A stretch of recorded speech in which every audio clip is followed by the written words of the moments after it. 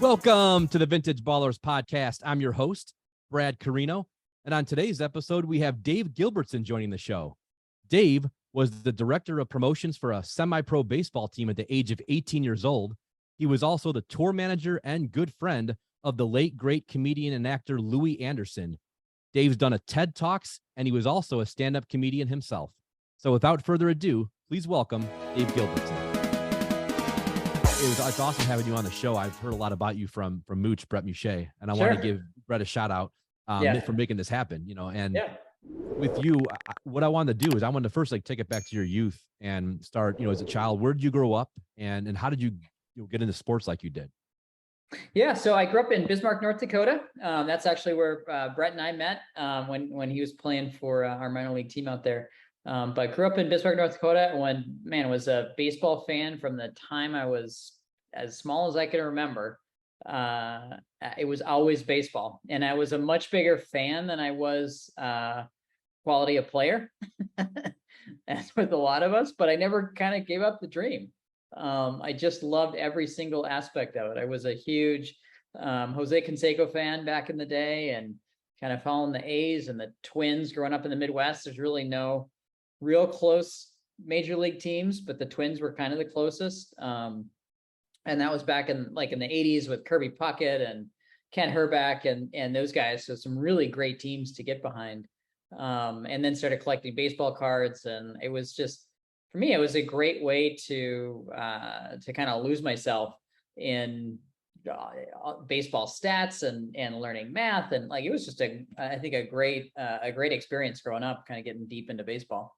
And David, it's interesting you mentioned that because I actually just had Todd Blyleven, Bert Blyleven's son, on my podcast. Oh, cool. And I'm friends with Todd. I've known him for a while now. And Todd's a great guy. And he talked about those Twins teams with Kent Hrbek. And he loved Kirby Puckett. He's like, Kirby took me under his wing as a little kid. And he had nothing but good things to say about Kirby. And then Frank Viola. There was a bunch of guys in that team he talked about. They were some fantastic teams. Oh, that's right. I forgot Frank or Bert Blyleven was on those teams as well. That's right. Yeah, that was towards the end of his career. And it was funny because he told me, Todd was telling me that Tom Kelly, who was a manager back then, came up to Todd years later when Todd was a scout and said, I hated taking your dad out of games because he would, you get mad about it. He was, you're not taking me out of this game. So he goes, my dad, Bert was a fiery guy. And he's like, he never wanted to come out of a game. So he's like, Tom Kelly years later came to him and said, I hated taking that guy out of a game. We were laughing about that. But so I have a lot of baseball background myself, being that Bret Mcshay, obviously, he was my brother's best friend growing up. So I followed his whole career. And then, so because of him and my brother, especially Bret Mcshay, I learned a lot about the game as a kid. And I always loved it to begin with. My dad was a huge baseball guy. My dad grew up next door to Rocky Colavito, who was a big player back in the 50s and 60s. So I had a lot of baseball acumen as a kid, just growing up around it. And when I heard your story, and I read about your story too, I actually went on and saw, I think it was the Moonlight Society. Moonlight Graham Society. Yes. Yeah. Yep. I was reading that. And it was just so cool. We'll get into that a little bit later, but I can't wait to hear that story about you playing that game, because you've done a lot of cool things in your career. And then I want to hear about Louis Anderson, Larry King. There's so many stories you have that are just kind of classic. And started off. So your dad, Joel, was he a part owner of the Dakota Rattlers? He was. Yeah, he was a part owner. I think along with, I want to say 8 or 9 other folks. It was just basically a bunch of folks in the Bismarck community that felt like Bismarck had a fantastic history with baseball, and one that was really underappreciated. Satchel Paige primarily was a big part of that history. Satchel actually played on the first integrated team of the 20th century in Bismarck, North Dakota, in the 1930s. They won a national championship. Satchel, Quincy Troop, Ted Double Duty Radcliffe, Hilton Smith, who ended up being inducted into the Hall of Fame. All 4 of those guys were Negro League ball players that ended up coming to get recruited in to play in Bismarck. And so there was a great baseball history in Bismarck, and there have been a couple minor league teams along the years, but fast forward to the mid 90s, and there really hadn't been any professional baseball in Bismarck for a good 40 years. And so a number of folks got together in Bismarck and said, you know what, we need to change that. And it was right when the independent leagues were kind of starting up. The Northern League was doing really well. St. Paul Saints, of course, everyone knows that story, but kind of throughout the upper Midwest, in some of the bigger cities, we had the Northern League kind of doing very well. And so the idea was that if there's a team that's primarily North Dakota, South Dakota, Minnesota, and then parts of Canada. It's going to be a bus league, and those are some like long bus rides, like 17-hour bus rides. But you could do it as a bus league, and there's enough players that could make up a really solid independent league that could eventually become a feeder to the major leagues. And it worked-ish. It kind of worked. It Dave, was tough. There were 8 teams in the league, and it was really up and down in terms of the ownership support and community support. Some of the ballparks were absolutely horrendous, and then others were not bad. And the quality of scouting that you had to put these teams together was really up and down, and so it was tough to get the consistent quality across the league. But I think the germ of the idea was right. There is certainly enough interest in baseball that throughout the upper Midwest, it should be able to support some level of minor league baseball. Now, Dave, is baseball the biggest sport in Bismarck? Or back then, I would actually argue that football was probably the biggest sport in Bismarck. So okay, Bismarck at the wrong high school, unfortunately, but Bismarck produced Carson Wentz, which was probably now the pride of Bismarck, certainly the pride of Bismarck. Everyone's been really proud of what he's done in the NFL. And the North Dakota State Bison have won, I want to say they've only lost, I think, 1 or 2 national football titles over the last decade, right? Wow. And so if football is the #1 sport, but in the summer, there's just not a whole lot to do in the upper Midwest. You kind of either go to the lake or watch sports. And in the summer, certainly baseball is the biggest. And with your father, how did he get involved exactly with the Rattlers? And what was his background? And then what was your experience? I know you're the director of promotions for them. What was your experience doing that? Yeah, it was kind of a strange thing. So the mayor of Bismarck, Bill Sorensen, was interested in putting this together, and he brought a couple other business people together. Bill Sorensen was he was the mayor, he was a magician, and he was a boxing promoter and boxing manager.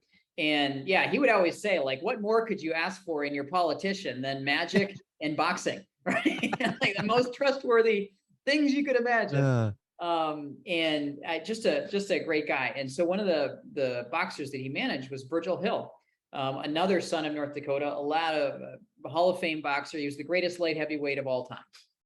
And my dad was Virgil's lawyer, and also a good friend of Bill's. And so as Bill was putting this group together, he knew that my dad has always been a huge baseball fan. And so asked him to be a part of the group. His background was he was a partner in a law firm, and but mostly just kind of a really big baseball fan. And he knew that this was something that we could do together.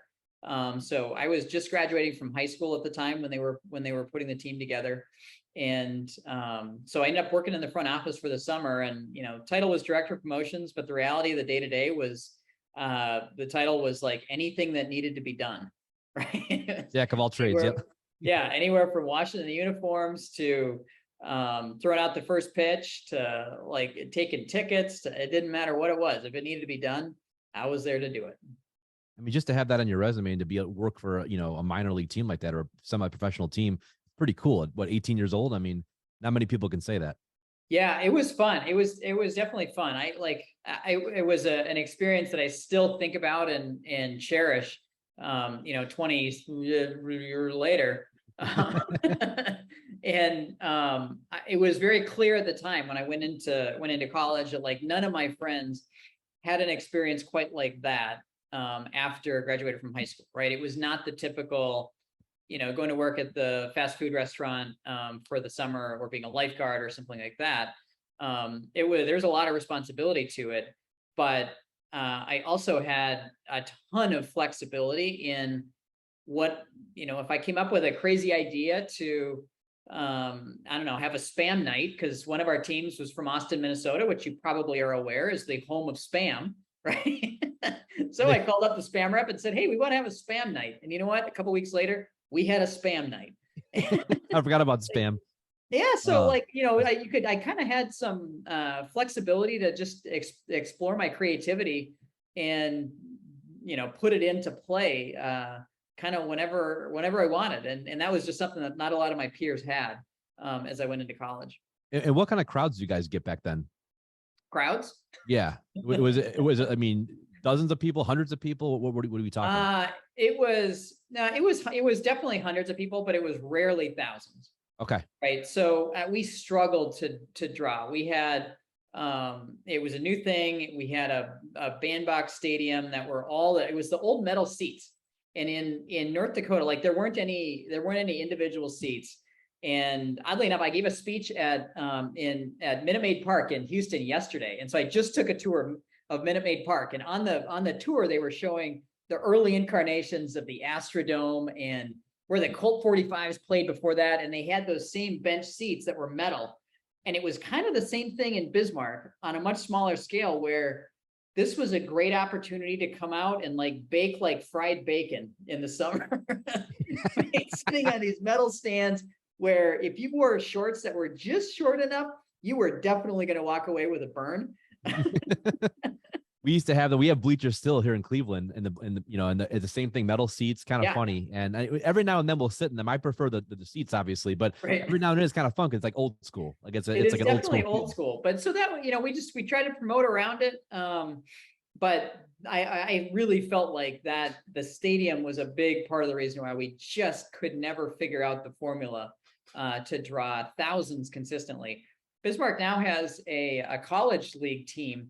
I think it's the Northwoods League. That's a solid wooden bat summer league, and they get a couple thousand per game really consistently. Like almost every game is sold out. They've got in the intervening 25 years or so, they've built a new stadium, right? Okay. So they have actual seats. They've got shade, which was a novel concept for us. So it's actually a really enjoyable experience to go to a ball game in Bismarck, North Dakota now. In a way that it just wasn't back then. So, you know, we gave it a good shot, but there were a lot of challenges to drawing a bigger crowd. And what are your favorite memories of that team, that 96 team, especially? Like, you know, are there certain memories that stick out to you? Oh man, there's so many. So actually, I ended up writing a book about that team, mostly for about the 2 years, 95 and 96 Dakota Rattlers. Mostly so that the players that played on it would have that book available for their friends.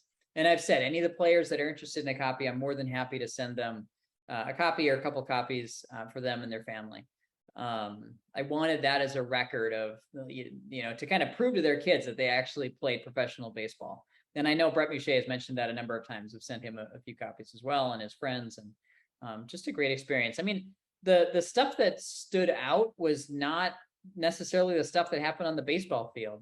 It was the education that I got as an 18, 19-year-old kid off the field, which, you know, has still stayed with me. Our general manager was getting pretty frustrated that first year. Like we weren't drawing. He was kind of getting into some fights with the owners, getting into some fights with the players. And one game he just didn't show up, and was like, all right, that's kind of strange. The general manager didn't show up to the game.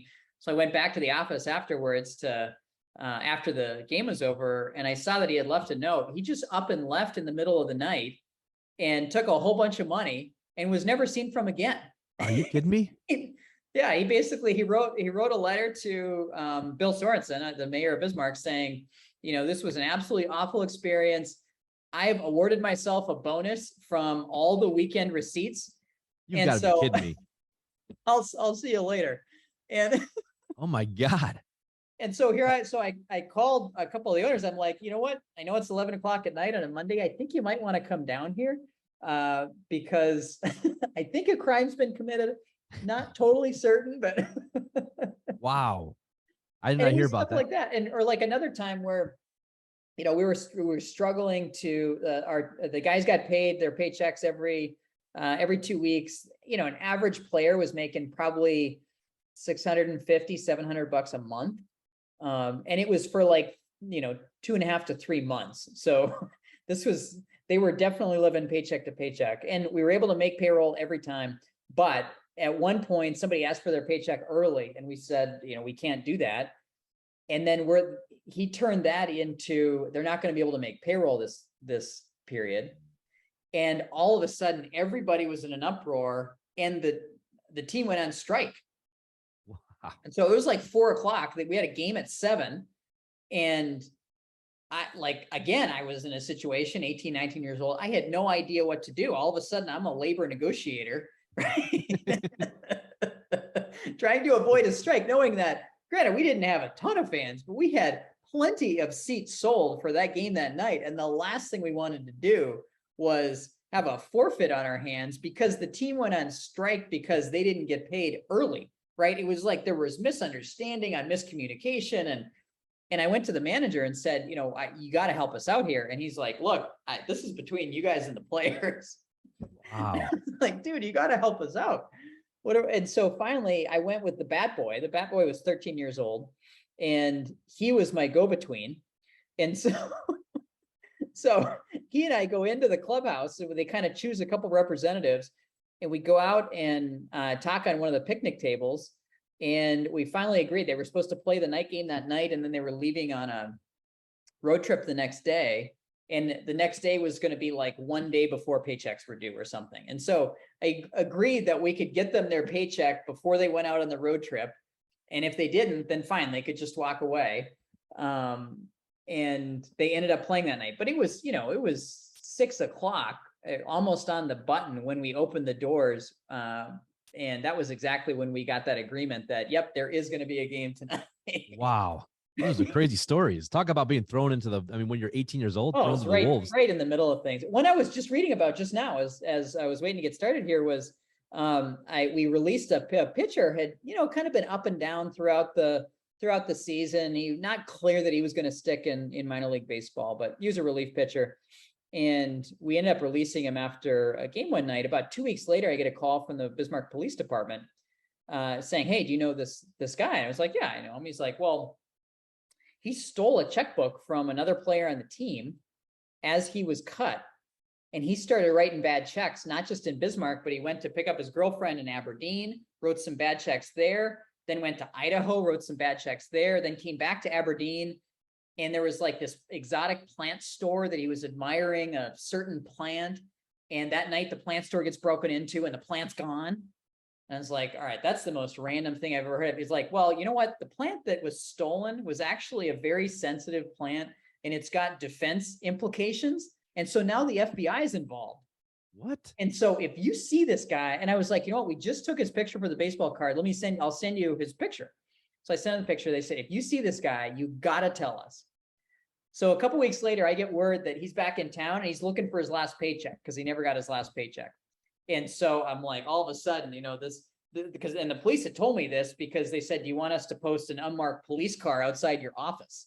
What the heck? And I'm like, "You know what? I think we're okay." But I was a little nervous. So then the guy calls. And, I'm kind of hesitant. He's like, "When am I going to get my check?" I'm like, "You know what? We'll get it to you." He's like, "Oh, by the way, what about my baseball cards? I want my baseball cards. You got to send me my baseball cards." I'm like, "You know what? They're coming in a couple days. Give me the address that you're at right now, and I will make sure that you get them." And he did. Wow. He gives me his address. So I hang up, call the police, and said, "This is where he's at. You can go pick him up." Wow. And whatever happened to that, do you know? What's that? You know whatever happened with that guy? He got charged with stealing this very sensitive plant and with stealing his checkbook and writing bad checks. The last I had heard, he served a little bit of jail time, but not a ton. Beyond the jail time, I have no idea. It was just one of the most random stories that you could imagine. And then so that was kind of off the field. On the field, we had, there were a couple situations that were just inspiring, frankly. There was one guy I remember, the guy who used to catch for the Atlanta Braves back in the early 90s, Greg Olsen. Oh yeah, I remember him. He was on their 91 team that went to the World Series. He was a great catcher back in the day. He was a manager of a team in Austin, Minnesota. And there was a guy that pitched for the University of Minnesota, Kerry Lightenberg, who, he was one of those guys. He did kind of okay in college, didn't do great. He had actually signed on to go work for 3M. And Greg Olsen had attended one of his games and said, "You know what?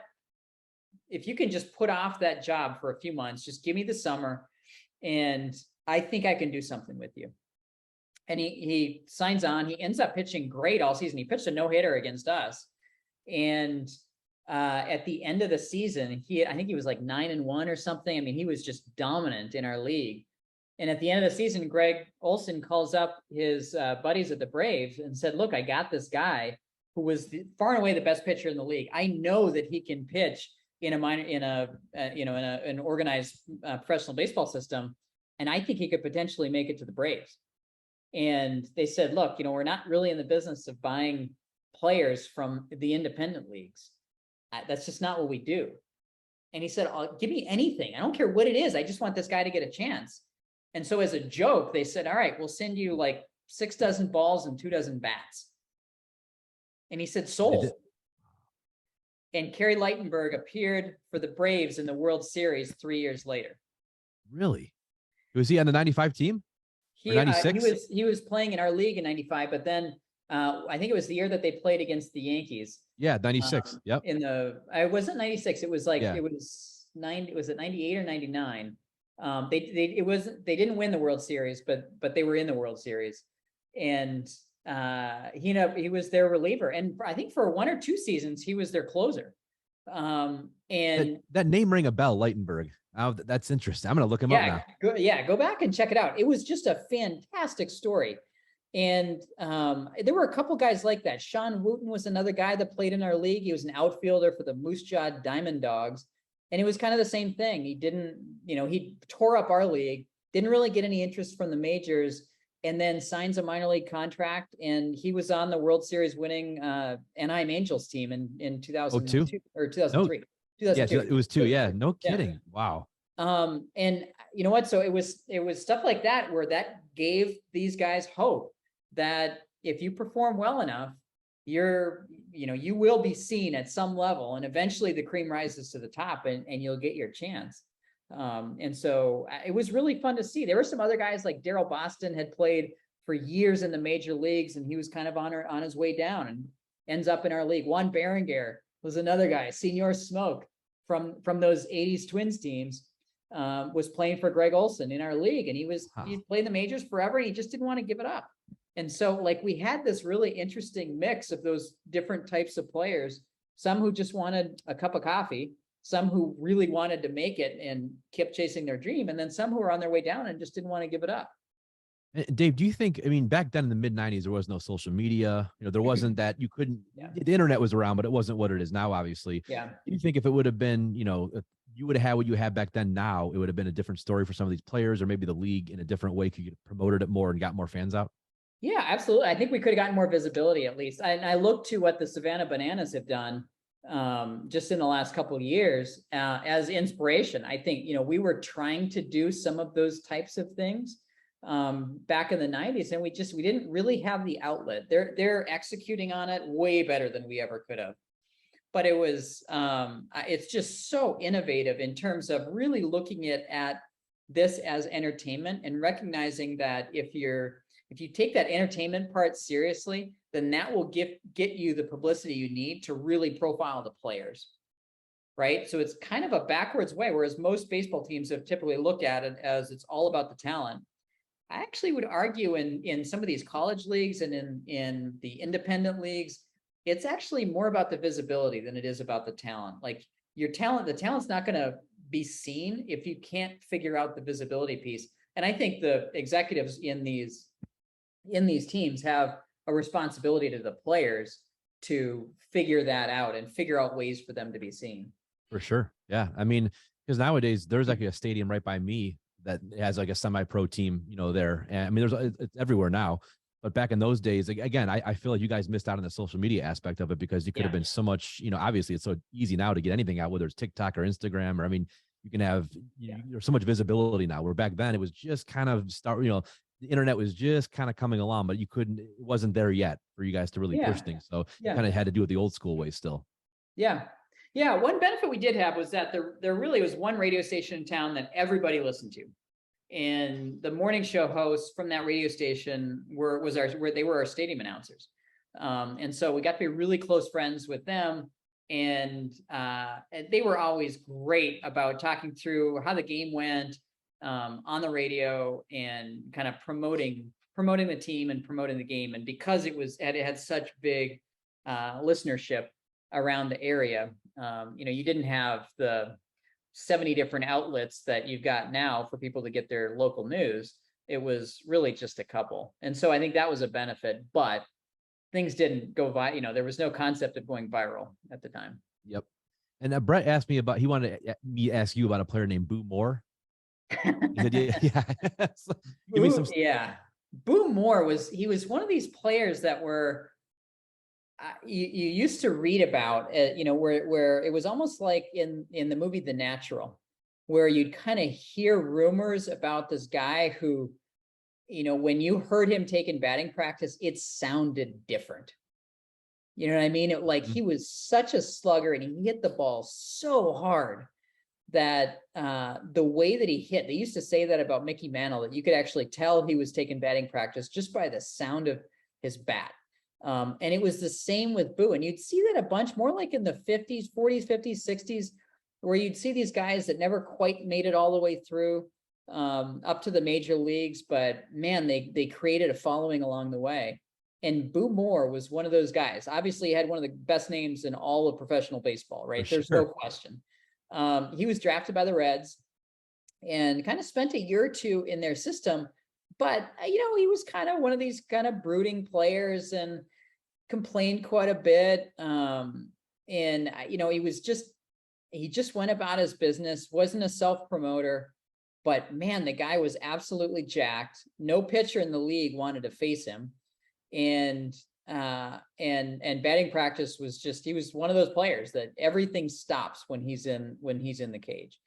And Boo Moore had a great year with us. He's from a small town in Georgia, and ended up kind of by the end of the season with us, he ended up deciding that this was going to be it. This was the end of the road for him as a professional baseball player. But I always thought it was a shame because he had a lot more to give. And I think that happens quite a bit where you get these guys that were the biggest and best in middle school, and then they were the biggest and best in high school and the biggest and best in college. And then they get to that next level, and that still might not quite be enough. And it happens quite a bit. And it's sad each time it does, because there's something special. And the difference between the balls that Boo Moore was hitting and the balls that somebody like Kirby Puckett was hitting, who we talked about earlier, was that delta was tiny, but it was everything, right? It was the difference between millions of dollars in earnings, a Hall of Fame career, and hundreds of dollars in earnings, right? And a minor league career. But the difference in talent was minute. And Boo Moore just showed me how small the margin is for error once you get into kind of the upper echelons of baseball. Because I thought he had it all. He was one of those 5-tool players you hear about, and yet it wasn't quite enough to get to that next level.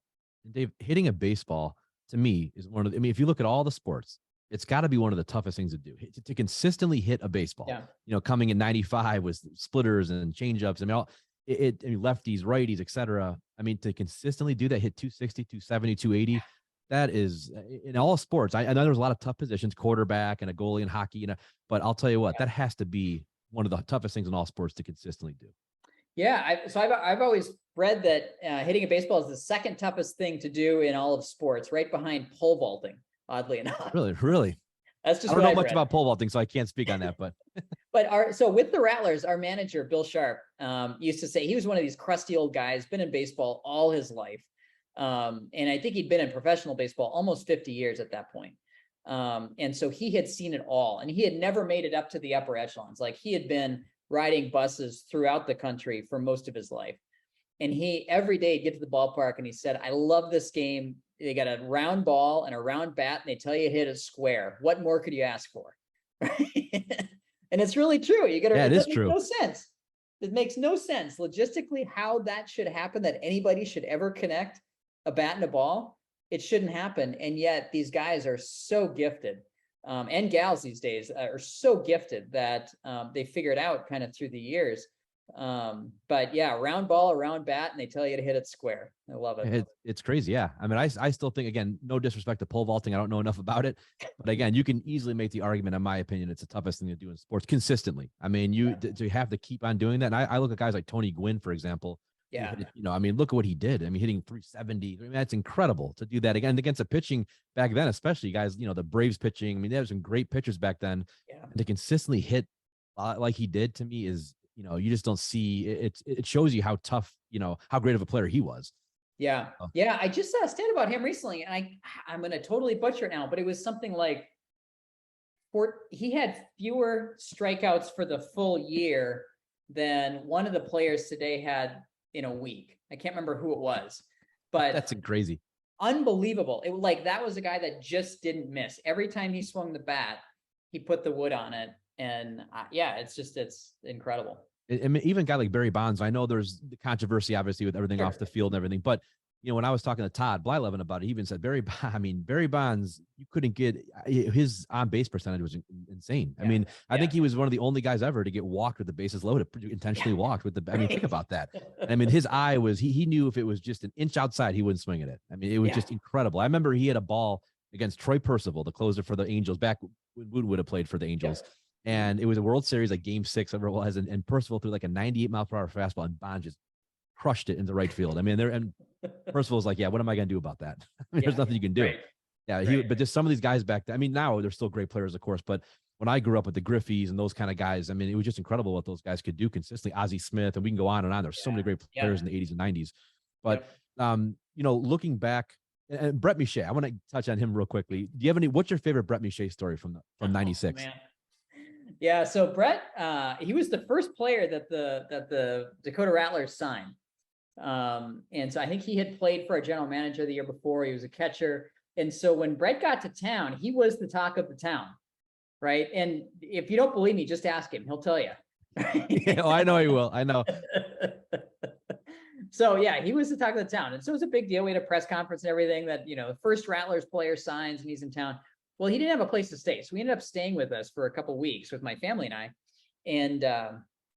And so I got to go pitch in batting practice, which for me was a huge deal, to pitch batting practice to a professional baseball player. And Brett played it up like you would expect Brett to do, right? It was like, I know this is a big deal for you. And I'm just going to acknowledge that. And so, he's one of those guys. Then all of a sudden, all the other players start to get there, and he wasn't exactly the big man on the totem pole. And he starts gravitating more towards he's a catcher. He starts gravitating more towards the pitchers, and he struggled at the plate kind of as the season got started. And he was one of those guys where he was one of those guys that just brings the clubhouse together, right? Like everybody in the clubhouse loved him. And then I think it was about halfway through the season, he gets injured, and that was it. He didn't play professional baseball again. So it was one of those things where, again, couldn't ask for a better attitude, absolutely out there hustling every single day. Struggled from a baseball skills standpoint at that league. We were kind of classified as high single A. And he was struggling to adapt. And I don't think he ever really fully got the opportunity to show what he could do in that league before he got hurt. And unfortunately, that was it. And it was like that. He was a good example of just showing just how cruel professional baseball can be, where, he's got everything. He did everything we could have asked him to do from a team standpoint. And he was clearly a leader on the field. But in the end, it wasn't enough. You got to perform. And then if you don't perform and you get hurt, that's going to be a pretty tough combination. It will be. And so, again, one of those guys that everybody loved hanging around with, and he was definitely missed when he was gone from the team. But boy, at that level, even though the pay is as low as it is, there's so many folks that are trying to compete that it can get pretty brutal if you have a couple stumbles. But again, we couldn't have asked for anything more of him from a leadership standpoint in the clubhouse. Dave, I still have my signed Dakota Rattlers card from Brett. He gave it to me and I was like 6th, 7th grade back then. Yeah, I have it still. just like the guy that got arrested, Brett was one of those that asked for his cards immediately, and he wanted all of them. And I'm sure that he continues to dole them out now, 26 years later. Oh yeah, I got mine. I had to be like 6th or 7th grade, and I remember he gave it to me. I still have it. I'll never get rid of it. I have it, and he signed it for me. It was really cool. And I remember back then, because my dad and my brother always say that Brett was the best defensive catcher they ever seen in person. They've never seen anybody as far as what they played with. And Brett was, he was phenomenal in high school. In college, he was absolutely phenomenal. And I remember I was probably 10 years old, and I was just started pitching. So he came into town. He was playing, I think, for Newark at the time at a different team in '94. Yep, the Frontier League. Yeah, Frontier League, exactly. And he came up, and so he was catching for me before the game, and he said, "Hey," he took off his mitt, and he goes, he's probably 10 feet away from me. He goes, "Throw as hard as you can to me right now." And I said, "Brett, I'm not gonna do that." I was kind of nervous. I'm like, I'm gonna knock this guy's face in. He goes, "No, throw me the ball." I probably threw it 45. I mean, I threw as hard as I could. He caught it with one hand. And I thought, wow. And that's when I realized how much talent there were just to play in the minor leagues, how talented you have to be. Yeah. I mean, that's what, like you said, the amount of talent people don't understand. I don't care what level you're at.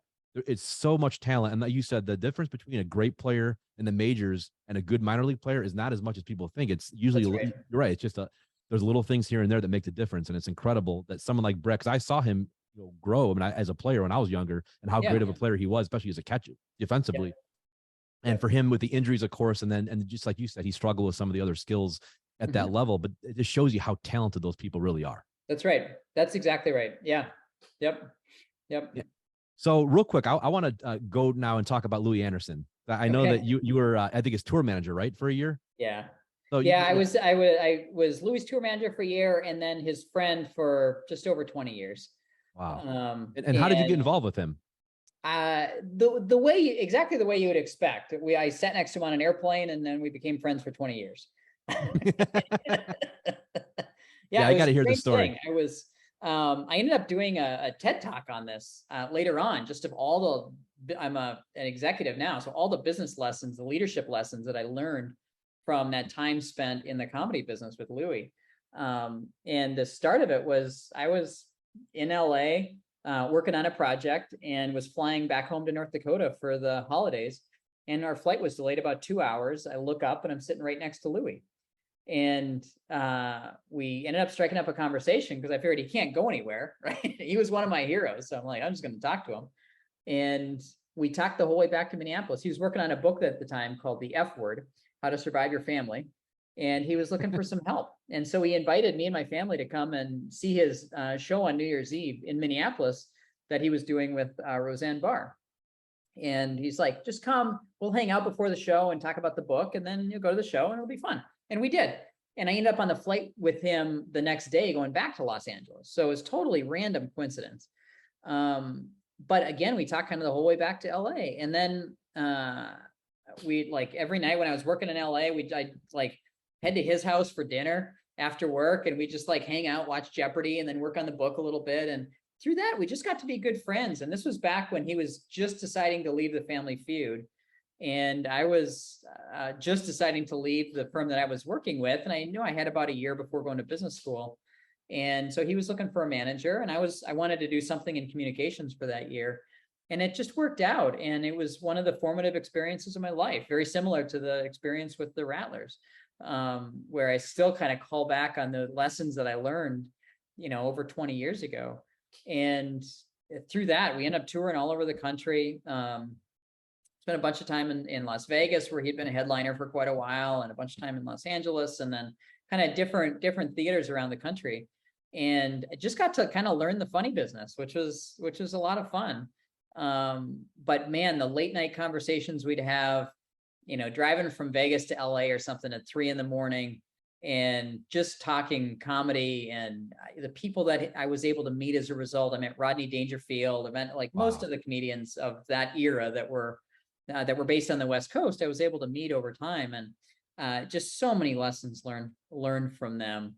And I ended up doing a little bit of stand-up myself. Really? And my whole goal after kind of getting this education from Louis, my whole goal was just to get good enough so that I could maybe open for Louis Anderson. And I did. I ended up opening for him a few nights in Vegas on the Strip. I mean, that's the goal of any stand-up comedian. Actors have Broadway, comedians have Vegas.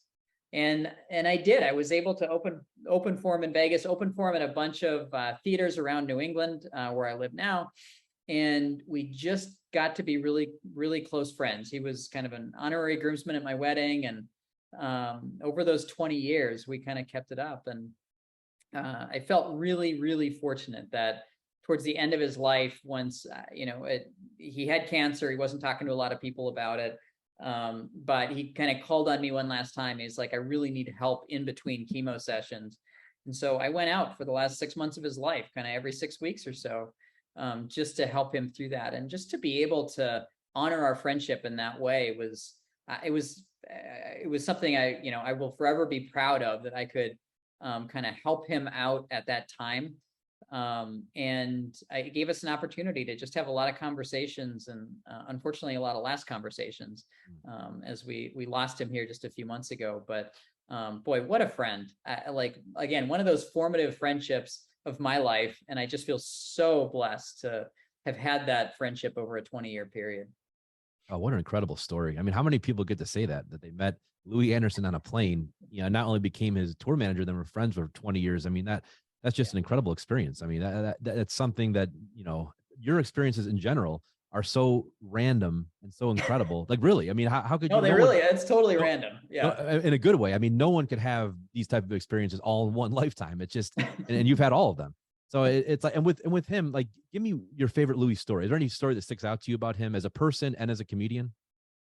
Oh man, there's so many. I mean, I'll give you 2 quick ones. So there's, I think the meaningful one for me was he would go after the show. He would go out and meet as many fans as wanted to meet him, for as long as I knew him, and he would stay until the last fan was gone. And the number of people that I saw come with tears in their eyes and say, Louis, your book on how to deal with an alcoholic father saved my life.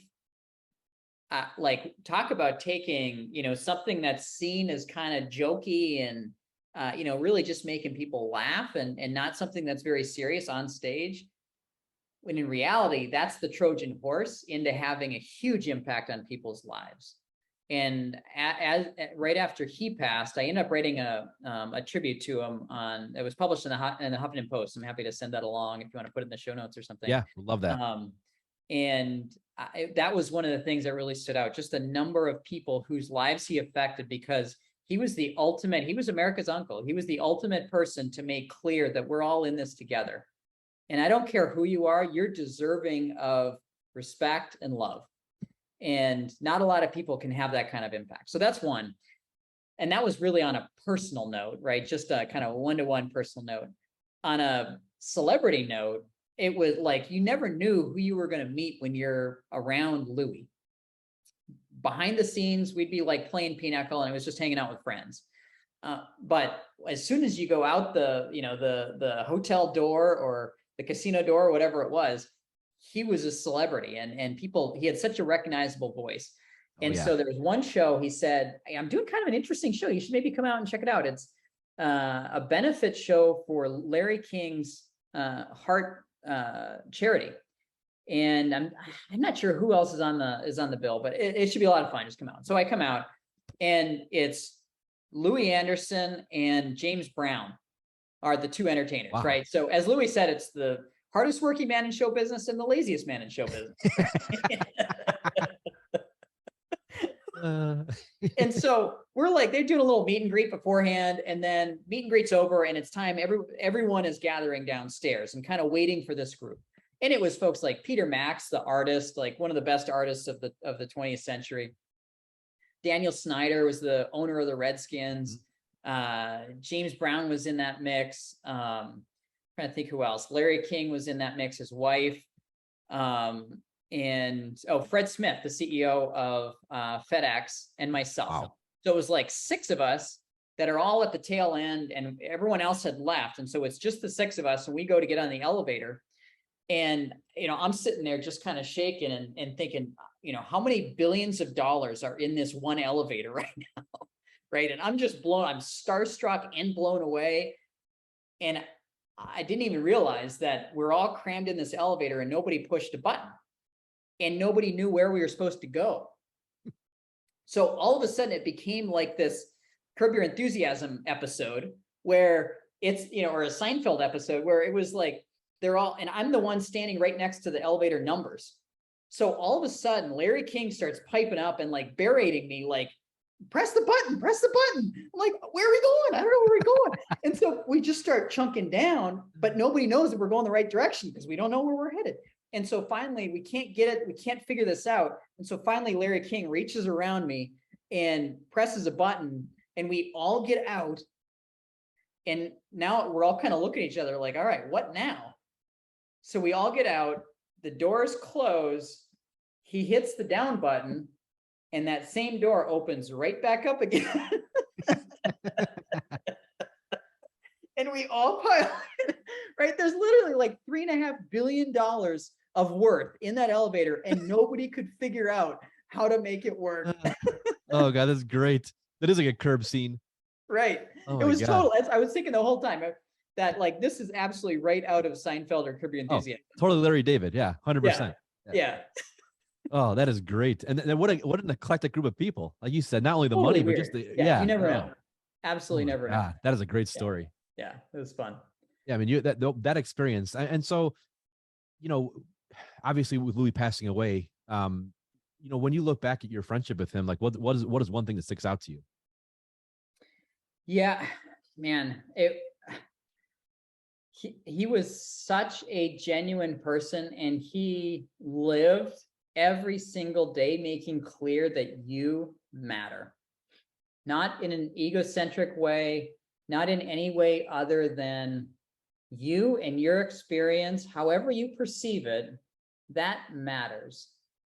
And man, that level of humanity, you don't see very often these days. You don't see it recognized. And I think people really appreciate it. And I really believe that's a big part of how he could have, in a day when a lot of these social media celebrities are like they're influencers for a week or, a couple years, maybe. He had a 40-year career as one of the greatest stand-ups in the world. And I really believe that's a big part of how it happened. I remember when he won his last Emmy in 2016, he said, "Hey, the strangest thing, I'm sitting there at the Emmys and Brad Pitt comes over and says he's a huge fan of mine." Wow. Right. And it was stuff like that he had this effect on people. Or like I was with him a long time ago. I get a call from the producer of Hollywood Squares. He says, "I'm a square short. Can Louis do it this weekend? Can he do the show?" So like, all right, he's a square short. What are you going to do? And so, we go to Hollywood Squares, and Alec Baldwin is there. And this is when Alec Baldwin was a big movie star. And as soon as he sees us walk in, he makes a beeline to Louis, and he is fawning all over him. And he was like, "Look, my mom is your biggest fan. I grew up a huge fan of yours, and so did my brothers.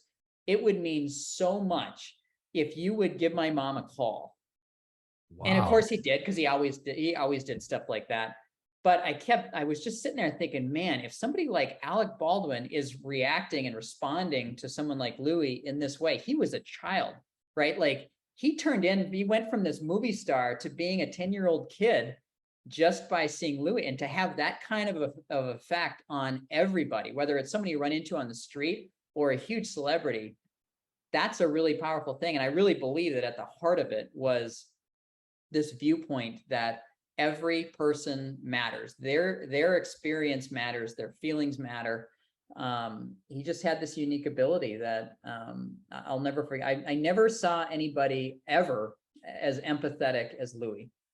Wow. He could immediately cut to the heart of what a person was thinking about in a way I just have never seen with anybody else. That's quite a legacy. I mean, it's you know about his comedy. Anybody who grew up in America knew Louis Anderson. So everyone knows his comedy, but that's something no one would know unless you knew him personally. Yeah. I mean, you might be affected by him in some ways, but not like that. When that what you're saying, how behind the scenes, to see someone's empathy like that, it is rare. I mean, nowadays you just don't. Especially, I think people do have that in them, but they just don't show it very often.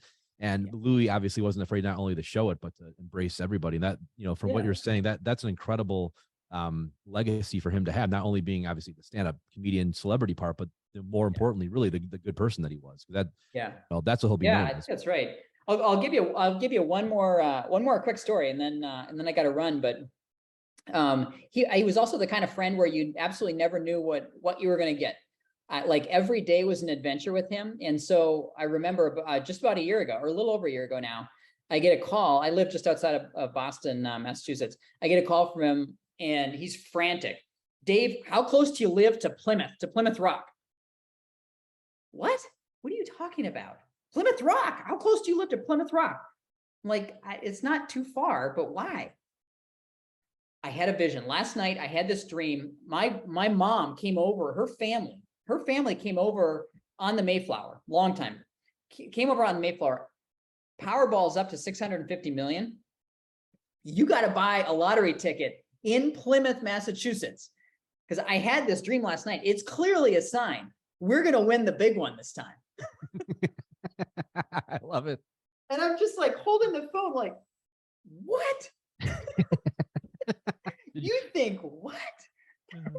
Did you end up going getting the ticket? Of course I did. Of course. Like, are you crazy? He had a dream, right? So yeah. So I tell my wife, I've got 3 little kids. I tell my wife, you know what? I'll be back. I got to go. It's a long story. Just, I got to get some lottery tickets in Plymouth. We'll talk about it later.